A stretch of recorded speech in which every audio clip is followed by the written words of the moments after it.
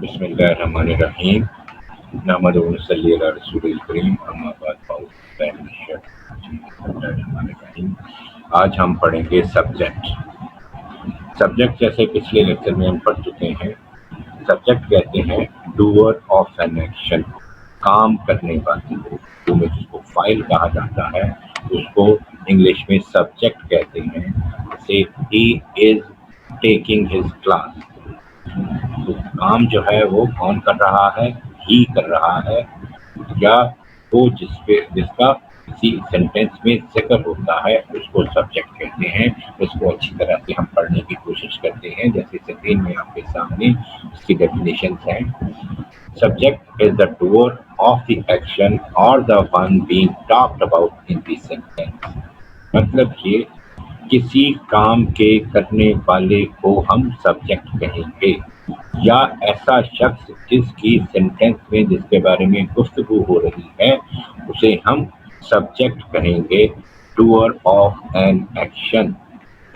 या जितने भी ऑल सब्जेक्ट्स आर इधर नाउन, प्रोनाउंस, जेरेंट्स, इन्फिनिटिव्स और clauses and are placed before और आफ्टर द सब्जेक्ट के बारे में ये कंफ्यूजन खत्म होनी चाहिए कि ये वर्ब से पहले ही आता है, ये वर्ब के बाद में भी आ सकता है। वर्ब के बाद में उस वक्त आता है जब उसके बारे में बात हो रही हो।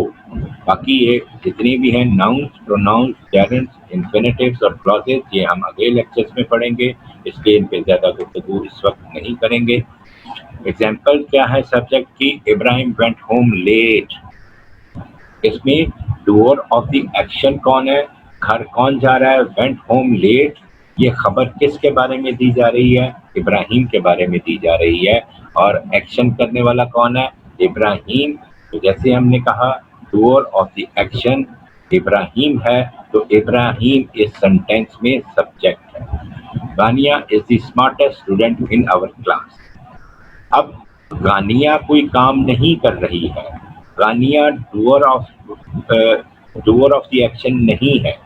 गानिया यहाँ पे इस डेफिनेशन का दूसरा हिस्सा जो है ना, और the one being talked about in the sentence में जिसके बारे में बात हो रही है, गानिया वो है, कोई बात कर रहा है और वो गानिया को कह रहा है कि ये इस क्लास की स्मार्टेस्ट स्टूडेंट है। Someone else is talking about Ghania, but the subject of the conversation is Ghania, so इस सेंटेंस में सब्जेक्ट जो है वो गानिया है। ये डेफिनेशन के दूसरे हिस्से पे चूंकि पूरी उतर रही है उसकी डेफिनेशन के मुताबिक, उसकी तारीफ के मुताबिक, तो इसलिए ये सब्जेक्ट है। अब एक है सिंपल सब्जेक्ट, एक है complete subject. Complete subject noun भी हो सकता है, प्रोनाउन भी हो सकता है, या ग्रुप ऑफ वर्ड्स भी हो सकते हैं। ध्यान में रखिए, एक लफ्ज ही, एक नाम ही सब्जेक्ट नहीं होता, एक प्रोनाउन ही सब्जेक्ट नहीं होता। ग्रुप ऑफ वर्ड भी सब्जेक्ट हो सकते हैं जो एक्शन कर रहे हैं, डूअर हैं, या जिनके बारे में बात हो रही है। और इसमें मॉडिफायर भी शामिल होते हैं। मॉडिफायर्स एडजेक्टिव्स को कहते हैं। अब सिंपल सब्जेक्ट क्या है? ये इंपॉर्टेंट नाउन, प्रोनाउन या group of word that makes the complete subject.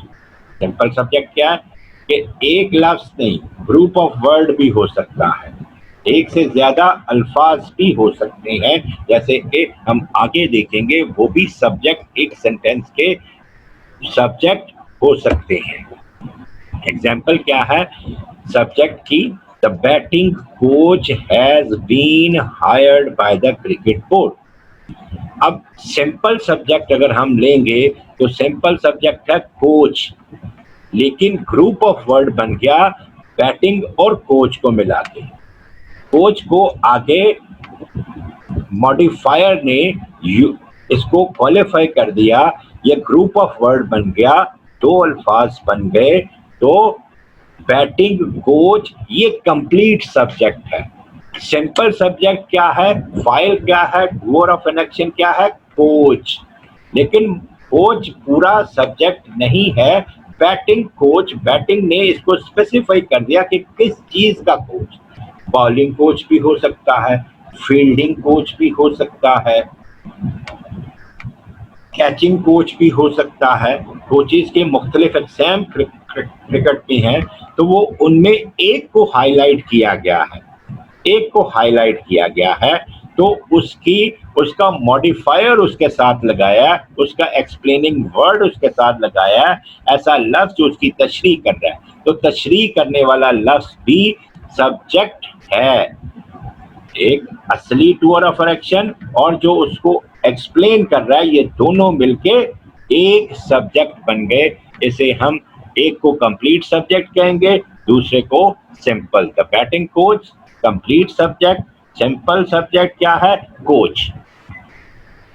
अब आता है सिंपल सब्जेक्ट और कंप्लीट सब्जेक्ट के बाद कंपाउंड सब्जेक्ट। दो या दो से ज्यादा सब्जेक्ट्स को मिलके कंपाउंड सब्जेक्ट बनते हैं। ऐसे कंपोज ऑफ टू और मोर subjects that have the same verb, ऐसे दो या दो से ज्यादा सब्जेक्ट जिनका वर्ब एक हो, जिनका एक्शन एक हो। पहली निशानी ये, दो या दो से ज्यादा सब्जेक्ट जिनका वर्ब एक हो। दूसरी निशानी क्या है? वो जुड़े हुए हों एंड और से, और से। तो coordinating conjunction, subjects are joined by the coordinating conjunction and और। He and me, Aslam and Akbar, Ghania और इब्राहिम। जैसे एग्जाम्पल्स में, Amina and her younger daughter left the house early. अब इसमें कंपाउंड सब्जेक्ट क्या है?